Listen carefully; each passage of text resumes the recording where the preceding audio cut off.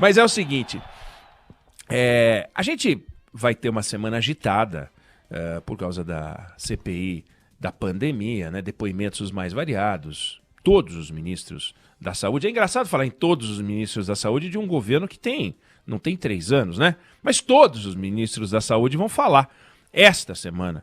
O presidente da Anvisa vai falar, o depoimento mais esperado é dele, do general Pazuello, em cuja gestão aconteceu tudo que tem de pior, pior ministro da saúde da história do Brasil. E vamos acompanhar direitinho esse depoimento, porque ele é muito importante. Mas isso é conjuntura. Isso é conjuntura. O Brasil não tem um compromisso estrutural com o fim da Covid. Isso é uma coisa que a gente tem que fazer e é já. O Brasil tem um compromisso estrutural com o futuro dos brasileiros.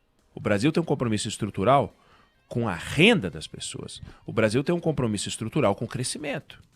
Porque se o Brasil não crescer, nós não vamos ter escola de qualidade, nós não vamos ter infraestrutura. E se a gente não tiver escola de qualidade, não tiver infraestrutura, a gente não vai ter mais crescimento, não vai ter melhoria de renda. Quer dizer, viver como um país de renda média para baixa, é uma vida medíocre. É uma vida sem muita ambição. E eu não estou falando só... eu não me refiro a conquistas materiais, sabe? Alguém pode dizer, não podemos pensar só em conquistas materiais. Mas como conquistas materiais? Estou falando de uma alimentação de qualidade, ensino de qualidade, saúde de qualidade. Eu estou falando em estradas de qualidade, para que ninguém corra o risco de, numa curva, encontrar um acidente horroroso, né? Eu falo em aumentar a renda para que a renda geral da população cresça. E um dos maiores desafios neste campo da melhoria das condições das pessoas, sem dúvida, é arrumar trabalho. Trabalho. Que bom que a gente tem o auxílio emergencial, que bom que a gente teve o auxílio emergencial no ano passado, mas que bom que a gente tem um Bolsa Família, mas tem países que não conseguem colocar no orçamento essa estrutura de apoio que a gente tem. Mas chamar isso de renda é uma coisa, mas é uma renda de subsistência.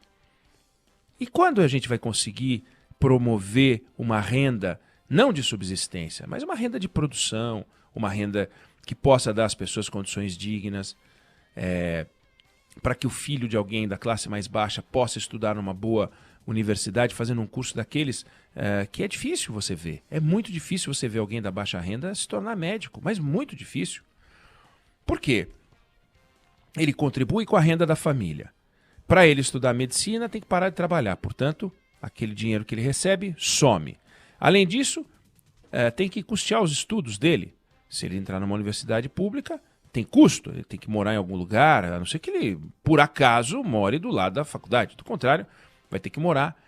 E durante isso são 6 anos, mais não sei quantos anos de especialização, etc. Quer dizer, uma família de renda baixa pode se dar o luxo de tirar alguém da produção, de fazer dinheiro para estudar medicina? Não, então a gente está condenando certas famílias a não ter um filho médico. É justo isso? Não. Mas isso tudo depende de um país de uma renda mais alta. Hoje a gente tem 14 milhões e 400 mil desempregados, 2 milhões a mais do que há um ano. Então o problema aumentou. A gente tem 6 milhões de pessoas desalentadas, gente que já nem procura mais. 1 milhão e 200 a mais do que há um ano. A gente tem 32 milhões de pessoas subutilizadas, quase 6 milhões a mais do que há um ano. Então, se você somar desempregados, desalentados e subutilizados a mais do que há um ano, você tem 9 milhões de pessoas. Eram 43, 52 milhões. De pessoas que estão numa posição que não queriam estar. Ou subutilizadas, ou desalentadas, nem procuram, ou desempregadas, estão procurando, mas não conseguem. O subutilizado é um problema também. Ele tem tempo, consegue produzir, mas não tem trabalho. Então, se a gente imaginar que aumentou 20% do ano passado para cá, 20% do ano passado para cá, a base desse grupo, desemprego, desalento, subutilização, é uma coisa impressionante. E aí, o processo de recontratação é um negócio muito difícil. Eu não vou nem falar de recontratação propriamente CLT, mas de reposicionamento. O primeiro objetivo de todo mundo que perde a sua atividade profissional, a sua renda numa determinada área, é conseguir voltar para o mesmo setor, porque é onde ele faz diferença, é onde ele aprendeu, é onde ele sabe produzir. Aí, às vezes ele não consegue. Ele diz, bom, então eu vou tentar, se não o mesmo setor, pelo menos a mesma atividade profissional. Eu não vou ser vendedor do setor onde eu trabalhava, mas vou ser vendedor de outro setor. Vou ter que aprender as características desse novo setor. Depois, ou ao mesmo tempo, aquele desafio, vamos tentar a mesma remuneração, porque mais já é difícil, vamos tentar a mesma. Ou vamos tentar perder só um pouquinho. Quando não, vou ter que trabalhar em outro lugar, outra região, ganhando menos, fazendo uma coisa completamente diferente. E aí? Qual a qualificação dessas pessoas, ou de qualquer um? Um camarada que sabe fazer A, e aí ele só tem uma vaga para fazer B, onde o que ele conhece de A não funciona muito. É um negócio muito complicado. E agora ainda, para acrescentar como desafio, a história, né, Débora, do teletrabalho. Uhum. Vamos combinar que o que vai acontecer com o setor de limpeza? Você diz, não, mas como assim o setor de limpeza? Ué, se tem mais gente trabalhando em casa, são essas pessoas que vão cuidar da limpeza do seu local de trabalho. Porque o local de trabalho é a casa delas.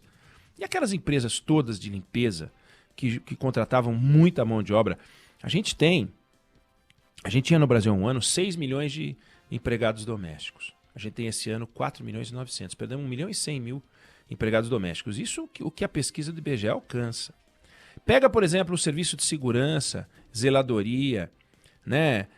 Cozinheiro. Os restaurantes todos que se mobilizam só na hora do almoço, especificamente para atender as pessoas que trabalham nos escritórios, que saem na hora do almoço, todas juntas, vão almoçar e voltam. O que vai acontecer com isso? Ah, mas outros setores vão empregar. Claro, vai ter mais venda em outros setores. Sim, mas e essa pessoa? Essa pessoa, ela vai se recolocar? Se ela se recolocar, ok. Mas será que é a mesma pessoa que vai se recolocar? Boa parte das famílias vai sair dessa crise muito endividada. E porque está muito endividada, a qualidade do consumo não vai ser a mesma que era antes, pelo menos no primeiro momento. Como é que a gente vai conseguir fazer para gerar renda, gerar emprego, gerar atividade? E aí é aquela história. Quando você entra em crise, é na hora que o emprego desaparece. Porque a primeira coisa que o empresário faz, e a gente fala empresário, a gente fica imaginando, são aquelas empresas com 3 mil, 4 mil, 50 mil, 60 mil pessoas, né? Não, é o dono do restaurante que tem 20 funcionários, ele está sem receita, ele tem que mandar embora 7 no primeiro mês, depois ele manda 8 no segundo mês, depois ele fecha. Quer dizer, a diferença entre mandar embora as pessoas e fechar, não dá nem tempo, nem para que alguém diga, puxa vida, houve uma certa perversidade, não teve sensibilidade. Não teve sensibilidade, não tem caixa mesmo, tem dinheiro, ele quebrou. A quantidade de empresas nessas condições é monumental. A maior parte das empresas no Brasil, a diferença entre ser empresário e ser empregado é só uma questão formal, porque ganha muito pouco. Mas para voltar à atividade, para a gente ter um país pujante de novo, um monte de coisa tem que acontecer. Para perder essa pujança, 2 palitos. Mas para a gente voltar é muito complicado. Então começa. Você fala assim, como é que eu vou conseguir meu emprego? Como é que eu vou conseguir que o filho do mais pobre consiga fazer medicina? Para isso, o pai tem que trabalhar, a mãe tem que trabalhar, e ele pode estar liberado. E aí vai ter orçamento a mais para a universidade poder bancar. Poxa vida, sabe por quê? Passa pelo ajuste das contas públicas, por exemplo. Você diz, não é possível. Passa pelo crescimento da economia, claro. Passa por investimento em educação, claro. Passa por infraestrutura, passa por investimento em novas tecnologias, passa por mexer na carga tributária brasileira, passa pela taxa de confiança dos empresários, passa pela dinamização do mercado de capitais, passa pelas reformas, é tanta coisa que não dá para colocar na conta do coronavírus. Então o coronavírus veio e abateu a economia de todos os países. Todos os países. Só não abateu a economia dos países que já estavam abatidos. Não porque eles estivessem abatidos, mas por coincidência. Os países mais fechados do mundo, alguns deles entre os mais pobres do mundo, sofreram menos com a Covid-19 do que os países mais abertos do mundo. Abertos, eu me refiro a portos, aeroportos, entrada de estrangeiros. O Brasil é um desses países. É economicamente fechado, mas é um país aberto. As pessoas entram, saem e tal. Esses países sofreram mais. Então atingiu todos os países. Pelo menos aqueles que a gente admira bem, atingiu muito. Na hora de voltar, você tira coronavírus, veja o que está acontecendo com a economia americana. Ela já promete voltar bombando. O Barão já fez reportagem sobre isso no Jornal da Band, já falou disso aqui na Band News FM. E por quê? Porque é um país onde as condições estão dadas. Tem uma palavrinha mágica que é terrível, e a gente vai voltar a falar disso, porque tem que falar sempre, que é a tal da produtividade. Um brasileiro produz muito pouco. Não porque ele seja malvado, mas porque a capacidade, a tecnologia, o ferramental, a educação, a formação dele não permite que ele seja tão produtivo. Então, se você pega um empregado americano numa indústria qualquer e pega um empregado brasileiro, o empregado brasileiro demora muito mais para fazer as coisas do que o empregado americano. O tempo é maior, não porque ele seja lento, mas porque o processo de produção no Brasil é mais lento. Como ele demora menos, ele produz menos, ao final de um dia de trabalho ele produziu menos, ao final de um ano de trabalho ele produziu menos, obviamente ele também ganha menos. Ele ganha menos. O mercado compra menos, vende-se menos. Então quando a economia americana volta, ela volta nessa produtividade alta e volta bombando. E a gente tem que olhar para isso e falar, bom, o que a gente tem que fazer? Eu falei algumas coisas aqui que eu acho que a gente tem que voltar a esse assunto porque é um assunto importante.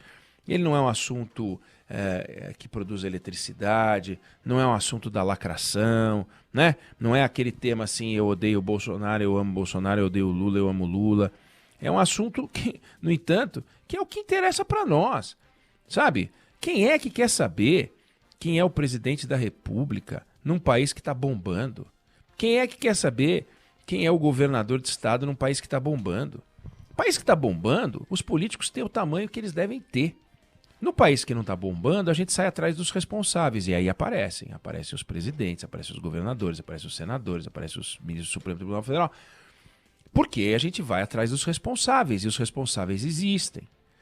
Então é um tema muito importante. O nosso desafio pós-Covid, ou desde já, é enumerar, listar e correr atrás daquilo que está nos prejudicando. E hoje o que está nos prejudicando é a falta de renda dos que têm renda e a ausência de renda, a absoluta ausência de renda, dos que perderam tudo e que vivem hoje de assistência social.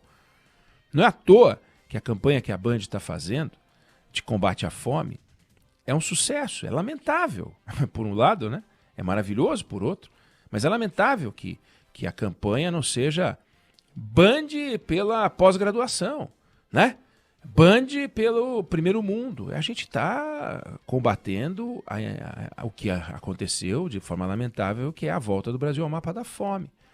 Então, quando a Band faz uma campanha dessa, essencial, maravilhosa, ampla, ambiciosa, muito bem sucedida, a gente festeja por um lado, mas o coraçãozinho aperta também.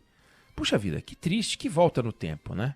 Bacana que existe a iniciativa, mas que coisa triste, lamentável ver que essa é a nossa agenda de hoje. Então, a gente só vai sair disso. A gente só não vai ter uma nova campanha de Band contra a fome, mas Band pela viagem espacial, Band, sabe? A hora que a gente realmente conseguir colocar na cabeça dos nossos governantes, em primeiro lugar, que o Brasil é dos brasileiros. Que o Brasil não é deles, que o Brasil não é um espaço para experiência social. Sabe, o Brasil não é um espaço para ficar fazendo gritinho de guerra para cá, gritinho de guerra para lá. O Brasil é um espaço para devolver para o brasileiro aquilo que o brasileiro precisa, oportunidade para trabalhar, repetir em outros setores econômicos aquilo que o agronegócio consegue fazer com excelência. Isso não pode ser apropriado por nenhum governante. E eles se apropriam disso. Agora, eu quero ver isso voltar para nós. Felizardos os que têm empregos, os que, sabe, eu me sinto um felizardo. Eu tenho um emprego, eu tenho uma atividade profissional. Mas e na minha volta, como é que estão as coisas? Como isso vai mudar? Como é que esse cenário vai mudar? Só a solidariedade ampara nesse momento de dor, mas ela não faz um país crescer a taxas de 6% ao ano no PIB. Não tem como. O Brasil vai crescer metade da média mundial. Então a gente tem que enfiar isso na cabeça. Esse é o problema brasileiro hoje. Esse é o problema brasileiro. Vencida a Covid, é atrás disso que a gente tem que correr.